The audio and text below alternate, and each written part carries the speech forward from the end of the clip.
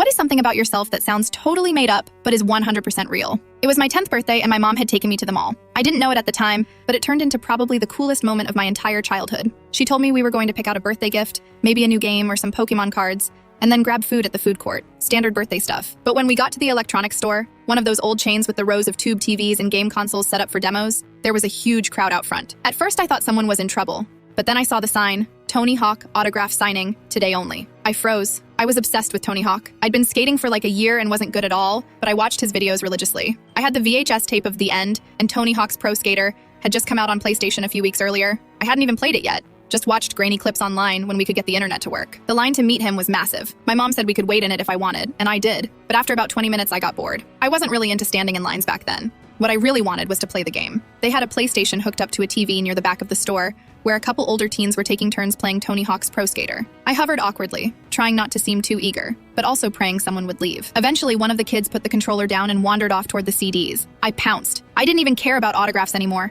I had the game right in front of me. I picked Bob Burnquist and started skating the warehouse level. I was terrible. I kept falling, couldn't figure out the controls, but I was so happy just to be playing it. About 5 minutes in, I noticed someone walk up beside me and pick up the second controller. I figured it was just another kid wanting to join in, but then someone said something behind us and a flash went off. I looked over. It was Tony Hawk. He had sat down right next to me and was holding the second controller. I froze so hard I forgot to keep playing. He gave me this quick smile and said, "You cool if we do two-player?" I nodded. Probably looked like I was about to pass out. We played for maybe 10 minutes. I didn't say much. I couldn't believe it was real. He was just playing with me, laughing when I wiped out, doing ridiculous combos like it was nothing. I barely knew how to ollie, and he was doing stuff I didn't even think was possible in a video game. I remember I got a combo worth like 600 points and thought that was impressive, and then he did a 30,000 point line without even trying. A guy from the store was snapping pictures the whole time, and at one point they asked if they could get one of Tony with his arm around me while we held the controllers. He said, "Sure thing. It's this dude's birthday." Like he knew. My mom must have told someone. I was sweating through my shirt. After the 10 minutes were up, someone called Tony over for the next group of autographs. He stood up, handed the controller back to me and said, "Happy birthday, man," like it was just a normal thing to do.